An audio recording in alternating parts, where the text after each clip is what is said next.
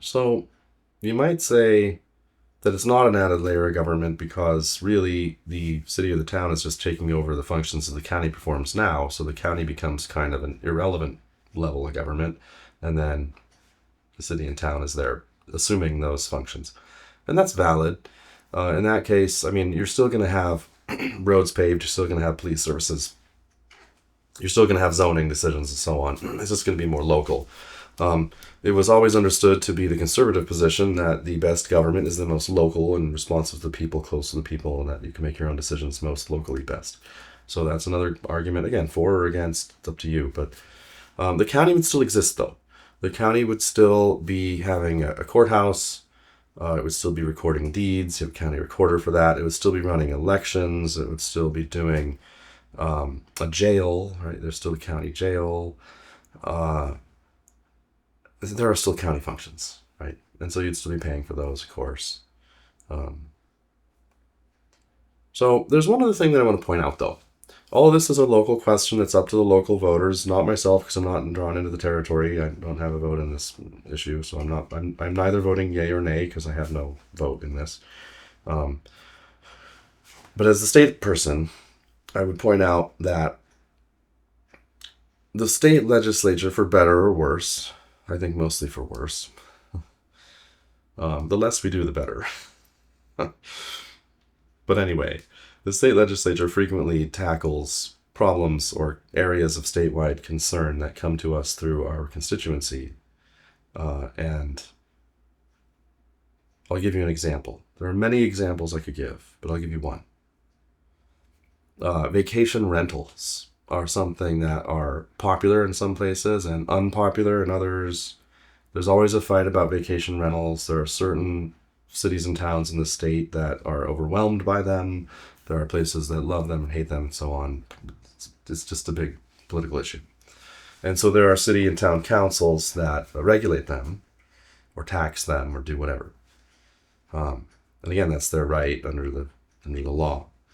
And so what happens, though, is that people come to the state legislature and they ask for the legislature to preempt those laws and to effectively remove from the cities and towns the ability or jurisdiction to regulate that.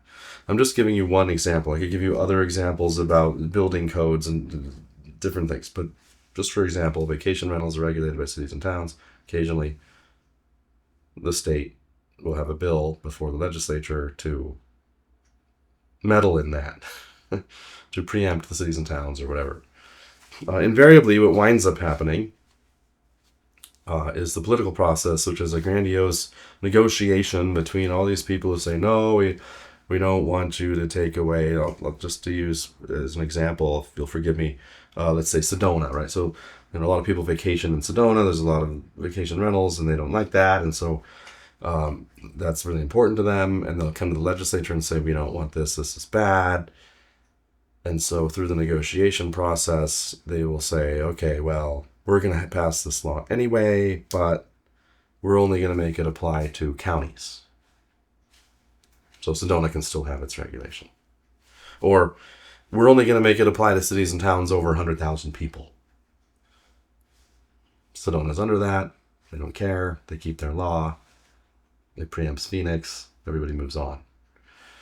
So a lot of times that's the case with state legislation. So that's an important point that I haven't heard from people as I go to town halls and as I'm in the community knocking on doors, all these things. The things I hear primarily on incorporation, I hear primarily from the people who are against it. I hear taxes will go up. I hear primarily from the people who are for it. We have an opportunity to have fire coverage. We have an opportunity to control our own zoning. We have an opportunity to take care of roads and so on our own. So those are kind of the major pro and con arguments that I hear. And one argument that I don't hear, which I feel it's incumbent on me to mention as your state representative, the state level, is it is often the case that laws are drafted that apply only to counties and not to cities, or vice versa. And so that might affect your decision. I'll give you an example. 2 years ago, I think it was pretty sure it was 2 years ago, there was a bill. Well, it came to one of the representatives' attention, not me, but one of them, that park model trailers, which are like 400 square foot sort of manufactured homes, are illegal in a lot of the counties. It's kind of weird. They have to be in a park or something, so you can't put it on your land, even if you own 10 acres.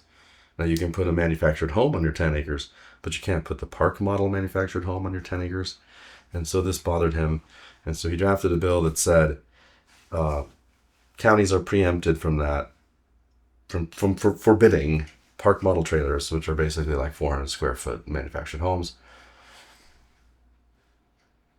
on acreage that you own, right? That bill only applied to counties, to unincorporated areas. Didn't apply to cities and towns. So it's just a good example of how the state law sometimes can discriminate between incorporated versus unincorporated areas. You might, in a weird way, wind up with more state regulations in an unincorporated area, but then obviously less municipal ones because there's no municipality. So it's kind of a complicated question, really, this whole incorporation thing. So one of the political football's recurring political issues that comes up at the legislature is housing policy. There seems to be a concern for housing policy right now because of a perception that homelessness is high and housing costs are high.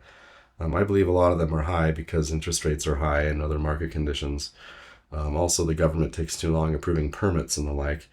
But there's always a weird intersection between people on the far left who want to have affordable housing and people on the far right who want to have laissez-faire building regulations, and they intersect at housing every year. And so every year there's a bill that comes to the legislature that more or less mandates cities and towns to provide starter homes of however many square feet or whatever the lot size is. And it's always a big fight. And the home builders argue all of these zoning regulations have made it impossible for us to offer starter homes because the zoning regulations require 2 and 3 and 4,000 square foot houses or whatever now on such and such of a lot with so much of a setback. And that's going to be expensive, so we want a law to preempt them. I tend to be against bills like this for several reasons. Number one, like I just told you, hold your elected officials accountable.